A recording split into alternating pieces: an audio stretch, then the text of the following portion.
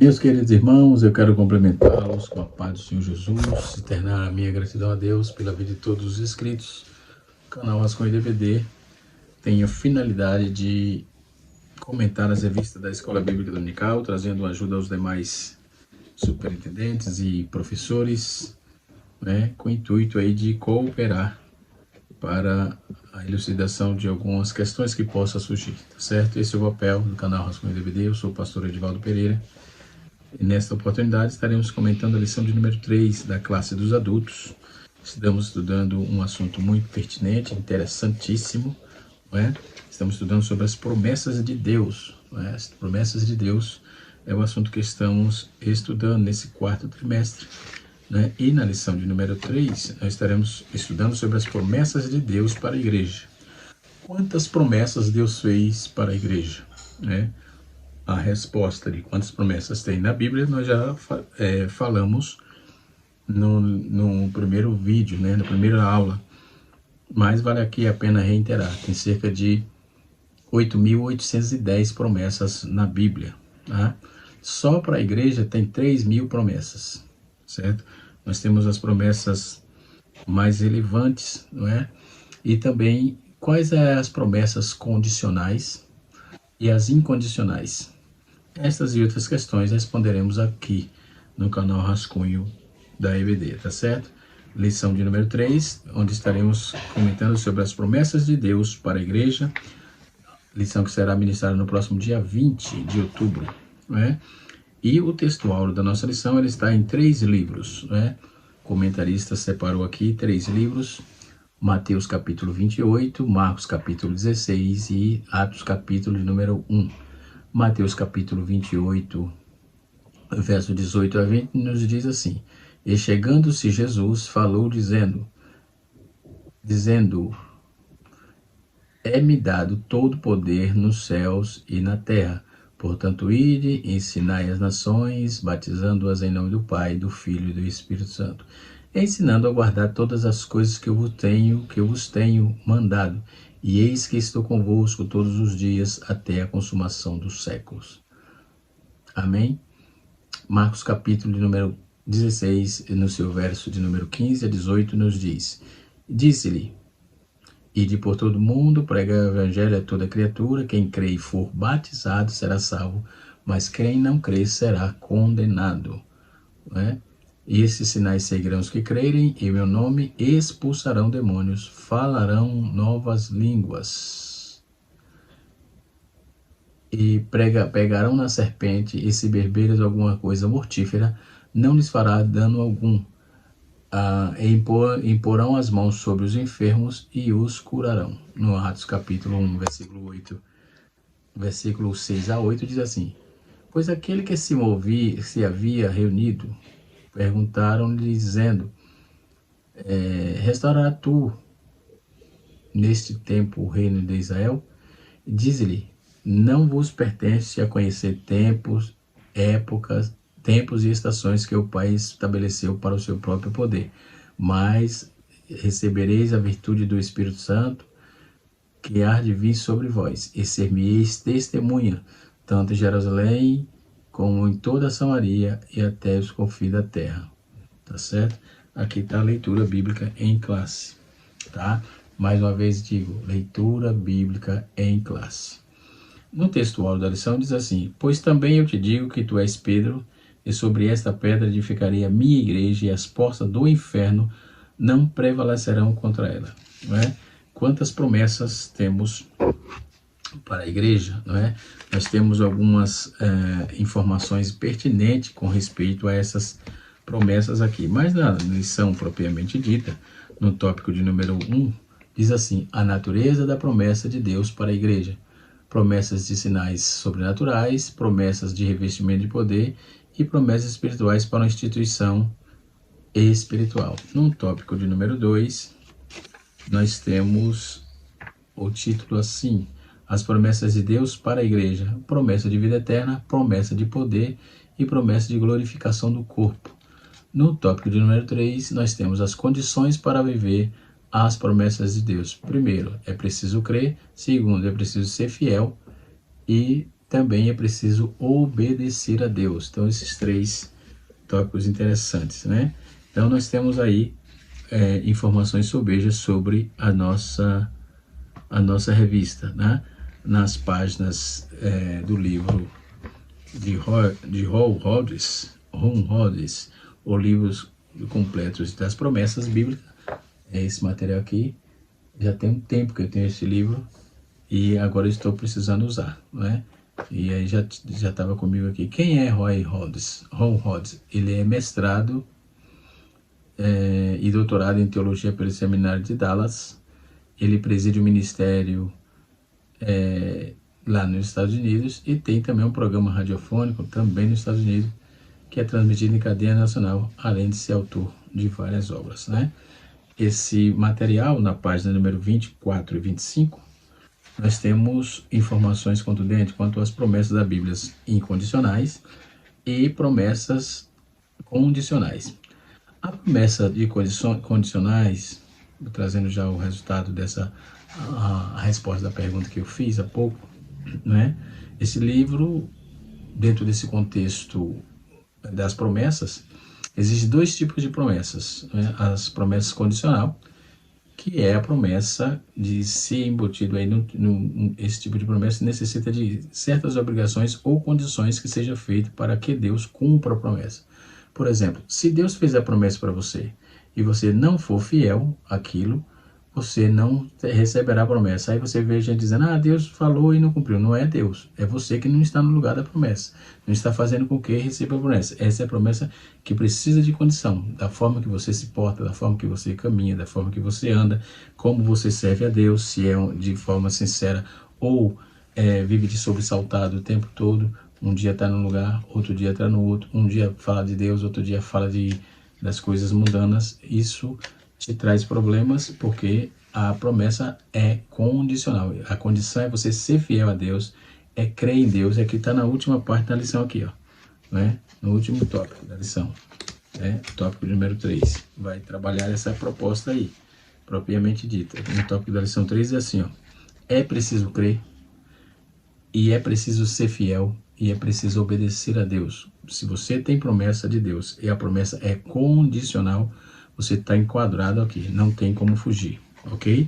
E a promessa incondicional? A promessa incondicional, já dentro desse contexto, é a promessa que Deus faz a todos ou a todas as nações. A promessa condicional não depende de tais requisitos para seu cumprimento. Pelo contrário, não há nenhum ser, ou se isso, se fizer isso, se for fiel, não existe isso embutido, pois é concedido de forma sobrenatural ao beneficiário da aliança, independentemente de qualquer merecimento, a falta de merecimento ou falta de merecimento. Então, por parte destes, não precisa merecer. Essas promessas são válidas para todos que pertencem à família de Deus, não é?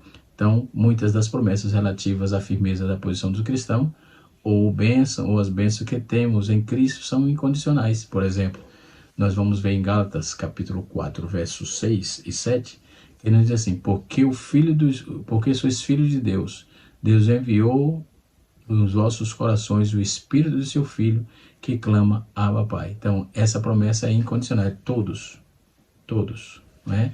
Não é se você for fiel, se você estiver no lugar da promessa, se você tiver, crer, se você obedecer, não. Isso aqui é para todos que são filhos de Deus. Então, essa promessa é incondicional, tá certo? Então, uma vez respondido isso, vamos para a próxima questão, né? Dentro dessa proposta bíblica, né? Nós vamos dar sequência aqui à nossa lição, tá certo? Muito bem. Outro ponto importante, que é bom dizer aqui, trabalharmos dentro dessa questão, é qual é o quadro de promessa, o princípio da interpretação das promessas bíblicas, né?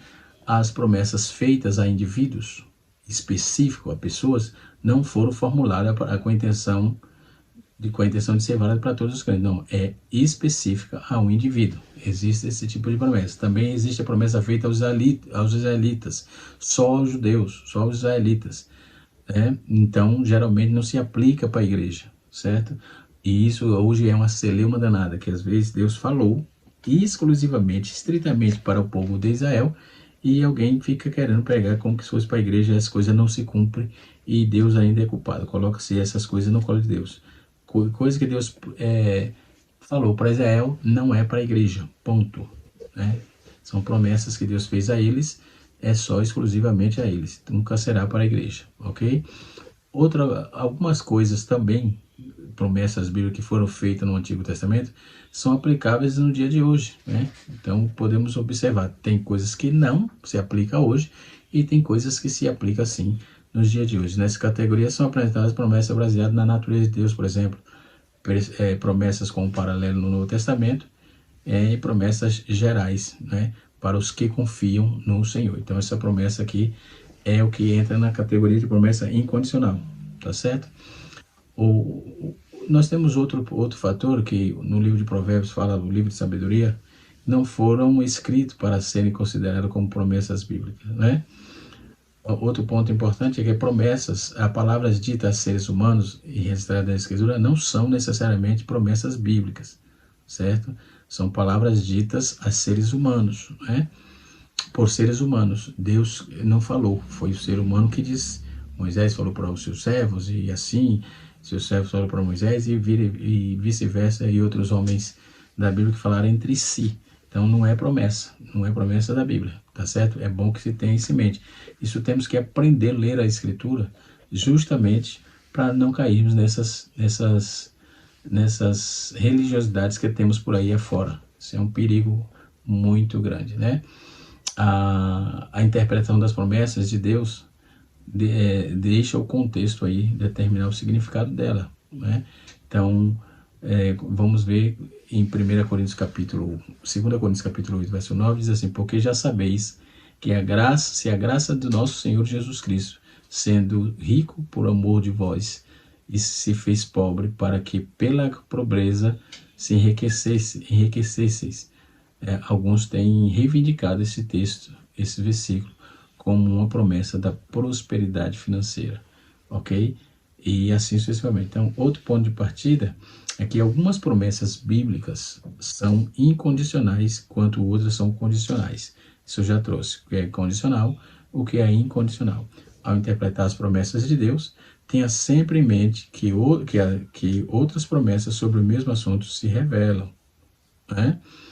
Outro ponto para finalizar aqui a interpretação da promessa, né? Nós temos, ao interpretar as promessas de Deus, deixe o contexto determinar o significado apropriado das palavras bíblicas. Então, isto é importante, tá certo? Muito bem. Baseado nisso, nós vamos dar sequência à nossa lição, né? Nossa aula.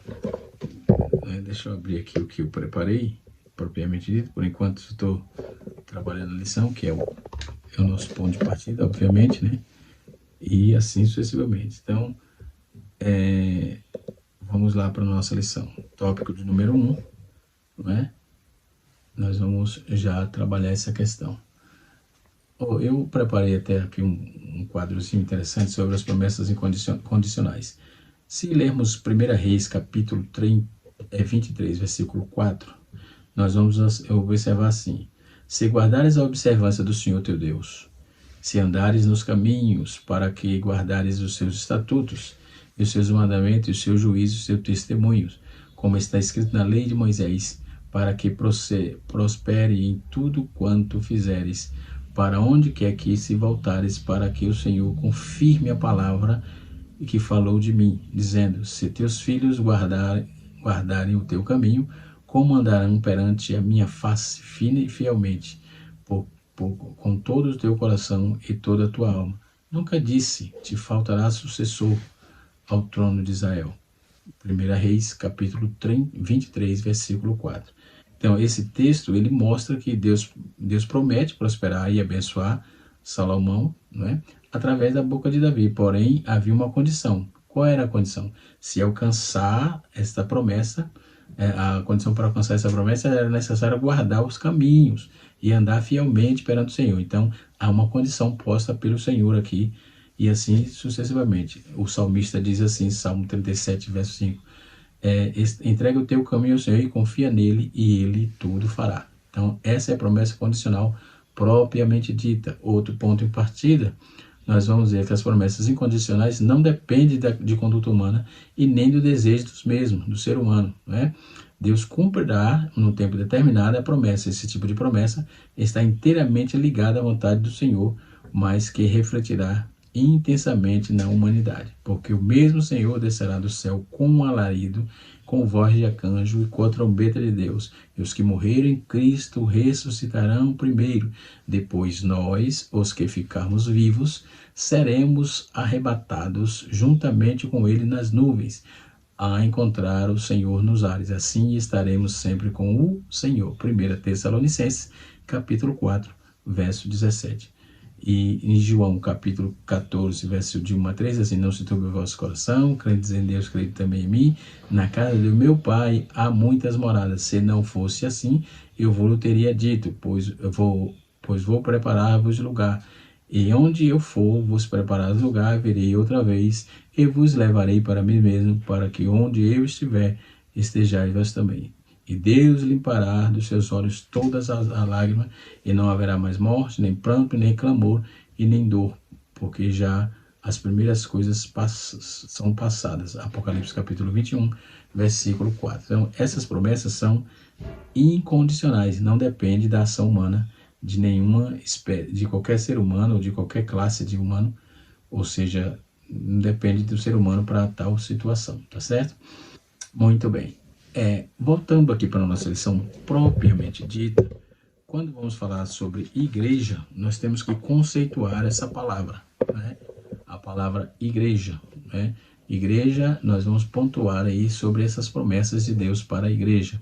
Então, as promessas, nós vamos notar que as promessas de Deus podem ser divididas em pelo menos 4 grupos. Primeiro, promessas pessoais, promessas gerais, promessas universais e promessas nacionais e promessa para a igreja. Na lição de número 1, eu trouxe também os conceitos dos tipos de promessa, que coloquei também promessas escatológicas, né? Muito bem, então você pode dar uma olhada rever o vídeo de número 1, nós temos bem claro lá, pautado sobre isso, mas dentro dessa classe de promessas, né, as promessas individuais, que como Deus destinou a Moisés, a Josué, capítulo 3 de Êxodo, versículo 10, Josué, capítulo 1, versículo de 1 a 9, e nós temos as promessas gerais, ou promessas universais, que se destinam a toda a humanidade, não é? Como no caso a promessa da salvação, João 3,16, Tito 2, verso 11, 1 Timóteo, capítulo 2, versículo 3 e 4. E nós temos a terceira classe de promessas, que é as promessas nacionais, porque como são destinadas aí a Israel, tais como as promessas sobre as conquistas de Canaã, o retorno do cativeiro babilônico, e assim sucessivamente. E esses textos estão em Êxodo capítulo 3, versos 7 e 8, e capítulo 37, verso de 1 a 14, lá de Ezequiel, né? Que é esse retorno do renovo. E está tratando aqueles ossos secos, que era Deus renovando, trazendo o povo de volta para o seu espaço, ok? E a quarta categoria também é promessas para a igreja. Essas promessas, como o batismo com o Espírito Santo, como o batismo, como o arrebatamento e etc e tal, né? Conceituando aqui dentro do dicionário teológico, né? Nós vamos conceituar a palavra igreja, está aqui o dicionário teológico, né? Quando eu falo dicionário teológico do pastor Claudiano de Andrade, está aqui, da CPAD, que foi editado aqui pelo pastor Claudiano de Andrade. Nós vamos trabalhar essa questão de igreja, não é? E ele conceitua muito bem, usando as melhores fontes, né? Obviamente, não é? Sobre essa questão. Também esse mesmo dicionário aqui atrás de mim, o Vine, dicionário Vine também vai trabalhar essa proposta, né? Então, quando vamos trabalhar essa questão, nós vamos conceituar aqui essa questão da palavra igreja, não é? A palavra igreja. Igreja, dentro do seu contexto definido, o conceito da palavra igreja. Deixa eu achar aqui a página. As páginas igreja. Achei aqui, né? Para a gente conceituar melhor aqui, tá certo? Muito bem. Igreja, certo? A palavra igreja do hebraico é kahal, né? Quer dizer Assembleia do Povo de Deus. No grego é eclesia, que é Assembleia Pública. É um organismo místico composto por todos os que pela fé aceitaram o sacrifício vicário. A palavra vicário quer dizer substituto, né? O vicário de Cristo, e tem a palavra de Deus como sua única regra de fé e prática, né? Então, quando vamos conceituar isso, essa palavra, nós vamos ver que a palavra eclésia, ou carral, significa Assembleia do Povo de Deus, né? Que significa Assembleia Pública, que no caso do grego é eclésia. Logo, a igreja é um organismo vivo, composto daqueles que aceitam o sacrifício vicário, né? Nós vamos ver aí, dentro dessa proposta, né? No livro antigo, nós temos aqui a página de número 182. No livro um livro novo, tem um outro livro, não é o outro livro, é um livro igual, mas com capas diferentes, com roupagens novas, está na página 220, né, do mesmo livro, quando vai conceituar a palavra igreja, né, e assim sucessivamente. Então, dentro desse contexto, usando todo esse dicionário aqui, que é interessante para o nosso aprendizado, né? Nós vamos ver que, baseado nisso, a palavra grega do Novo Testamento, igreja, divide todo o corpo cristão de uma cidade. Segundo, uma congregação. Terceiro, todo o corpo dos crentes na terra. Maior Pilmer vai trabalhar essa questão. E no contexto dessa lição, vamos ver o termo igreja, aplica-se ao corpo de Cristo, ou seja, uma reunião dos salvos espalhado pelo mundo, tá certo? Então, as promessas de Deus para a igreja, Deus, dentre muitas promessas que vamos ver, nós temos a promessa do batismo com o Espírito Santo, né? A promessa do batismo com o Espírito Santo é uma das mais belas promessas das Escrituras, otorgada à sua igreja. Então, o batismo com o Espírito Santo é um revestimento de poder que nos prometeu o Senhor Jesus, né? Então, dentro desse contexto, através do qual somos introduzidos à nova dimensão espiritual, habilitando-nos a testemunhar com mais eficácia e capacitando-nos a vencer o mundo, o pecado e a rejeitar a carne de conformidade com as reivindicações de uma vida santa e irrepreensível diante de Deus e dos homens, não é? Nós vamos observar que no Antigo Testamento, Deus, a promessa está presente nos textos lá de Joel, capítulo 2, Isaías, capítulo 44. Já no Novo Testamento, há maior diversidade de textos que corroboram aí com as maravilhosas promessas de Deus, né? No livro de Atos, nós vemos o cumprimento da promessa de Deus lá no dia de Pentecostes, Atos 2, versículo 14, bem como os diversos aí outros textos que registram, né? Registram a questão da manifestação do Espírito Santo de forma que visa edificar e santificar a Igreja de Cristo. Na teologia sistemática do pastor Eurico Besgten, da nossa CPAD, ele define os dons espirituais da seguinte maneira, né? Nós vamos observar aí que dentro desses contextos, bem como os diversos textos que resistem à Escritura, né, nós vamos ver. A primeira promessa foi dons espirituais. Segunda, dons espirituais, batismo com o Espírito Santo. Segunda, dons espirituais. Dentre as saudáveis riquezas que Deus nos coloca à disposição da igreja, destacam-se aí os dons espirituais, dons sobrenaturais, né? 1 Coríntios capítulo 12, verso de 7 a 11. Então, essas manifestações do Espírito visam a edificação da igreja de Cristo, né? Então, em 1 Coríntios 12, 7, 1 Coríntios capítulo 14, verso 26, Eurico Besgten define os dons espirituais da seguinte maneira: se são meios pelos quais o Espírito Santo revela poder e sabedoria de Deus através dos instrumentos humanos. Então, isso é o dom de Deus, né? Nós vamos ver que Maior Pilmer ele define também, que era um judeu, ele define da seguinte maneira: dons espirituais são capacidades sobrenaturais concedidas pelo Espírito Santo para ministérios especiais, né? Em resumo, os dons espirituais são operações espirituais sobrenaturais do Espírito Santo por meio do crente. Na primeira epístola de Paulo aos Coríntios, o apóstolo explica e descreve quais são os dons, né, do Espírito Santo, né? Então, os dons, a manifestação do Espírito é dada a cada um para que for útil, porque o Espírito de Deus é dada a cada um a palavra da sabedoria, a outro a palavra, o mesmo Espírito a palavra da ciência, a outro pelo mesmo Espírito a fé, e a outro pelo mesmo Espírito os dons de curar, e a outro a operação de maravilhas, e a outro profecia, e a outro dom de discernir espírito, e a outro variedade de línguas, e a outro interpretação das línguas, mas um só é o mesmo Espírito e que opera todas essas coisas, repartindo particularmente a cada um como quer. Paulo ensina que os dons são para a igreja e não apenas para um cristão, isto é, o Espírito Santo quem distribuiu, repartindo cada um como quer.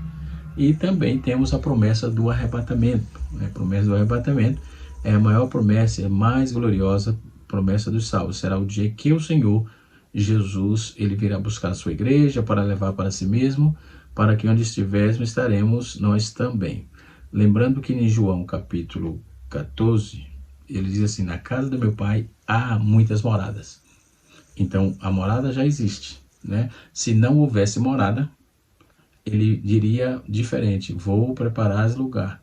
Mas como já há, né? Ele disse: vou preparar lugar. Então, por isso que quando ele disse que iria, se não tivesse morada, ele iria preparar, né? Mas ele afirmou categoricamente, presente o indicativo ativo do nosso português: na casa do meu pai há muitas moradas, certo? E assim sucessivamente. E Paulo descreve o arrebatamento como a bem-aventurada esperança, em Tito capítulo 2, verso 13.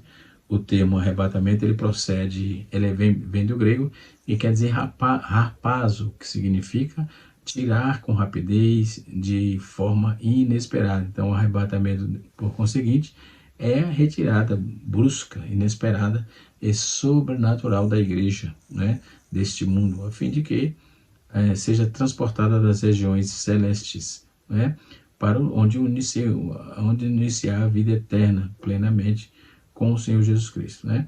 Então, escrevendo aos Tessalonicenses, capítulo 4, verso 13 a 18, o apóstolo Paulo apresenta a sequência do arrebatamento. Primeiro, o Senhor descerá do céu. Segundo, os que morrerem em Cristo serão ressuscitados primeiro. Terceiro, os salvos que estiverem vivos serão arrebatados. Portanto, o arrebatamento da igreja é um momento glorioso em que Jesus virá para levar a sua igreja para junto de si mesmo, não é? Então, diante dessa gloriosa esperança, devemos estar vigilantes, vivendo em santidade, esperando este dia que estaremos definitivamente livres de todo sofrimento e estaremos para sempre com o Senhor. Amém? E assim sucessivamente. Dando sequência aqui à nossa aula, podemos observar aqui a promessa de livramento da grande tribulação. Isso aqui dá pano para manga, né?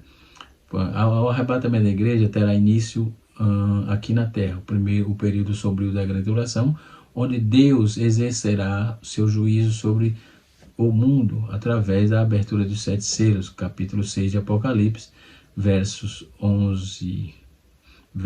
a 17, capítulo 8, verso de número de 1 a 6. Então, o toque das trombetas, o derramamento das 7 cálices da ira de Deus sobre a terra, e neste período os homens desmaiarão de pavor e morderão a sua língua de dor, e as potências do céu serão abaladas. Então, o próprio Jesus Cristo disse: haverá então grande aflição, como nunca houve desde o princípio do mundo até agora, e então pouco jamais haverá. Haverá jamais, melhor. Então, nesse período, nós podemos observar que a igreja estará no céu, pois ela não está destinada à ira divina, e sim à salvação E a ira de Deus é para os ímpios, né? Para os ímpios, e não para a igreja. Então a igreja de Filadélfia foi prometida livramento, a hora da provação que há de vir sobre o mundo inteiro, né? Profeticamente falando, a igreja de Filadélfia é representada aí pela igreja do arrebatamento. A igreja do arrebatamento, a Bíblia nos ensina claramente que este Deus exerce juízo sobre os ímpios, né? Que Deus exerce juízo sobre os ímpios. Ele avisa, livra o justo quando ocorreu lá com Noé antes do dilúvio, capítulo 6 de Gênesis, versículos 13 a 14, e em Ló, antes da destruição de Sodoma e Gomorra, também houve aviso em Gênesis 19, versículo 12 a 30. Então podemos ver ainda que o apóstolo Paulo diz em 2 Pedro, o apóstolo Pedro, aliás, diz em 2 Pedro, capítulo 2, nos seus versos de número 6 e 9, de 6 a 9.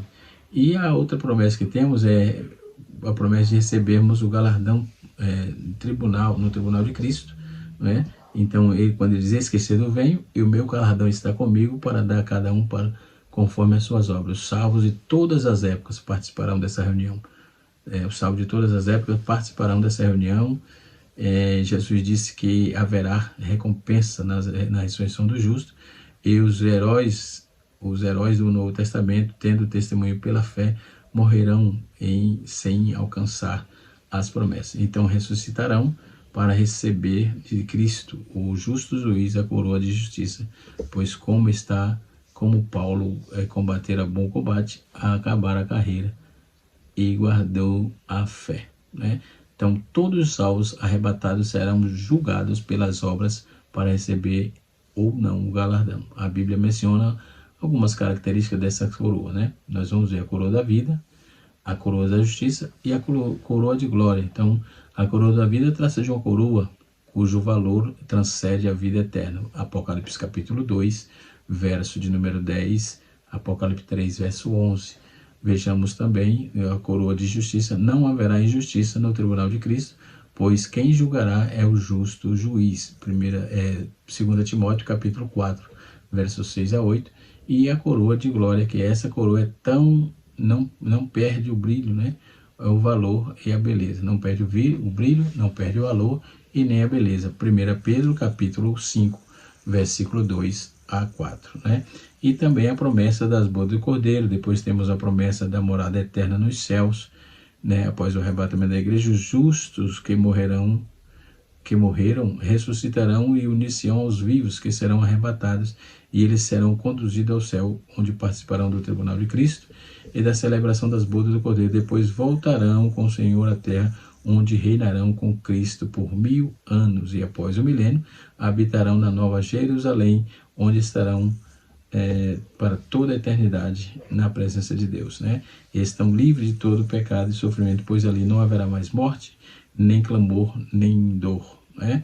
E nem coisa alguma que os contamine, né? Então podemos concluir, podemos ver que algumas promessas de Deus para a igreja são cumpridas e desfrutadas aqui na terra, como por exemplo a promessa do batismo com o Espírito Santo, a promessa dos dons espirituais, dentre outras promessas reservadas a nós outros, tá certo? Que Deus em Cristo nos abençoe, que o Espírito de Deus continue falando de uma forma toda especial nos nossos corações, e até a próxima aula. Canal Rascunho DBD ensinando para transformar vidas.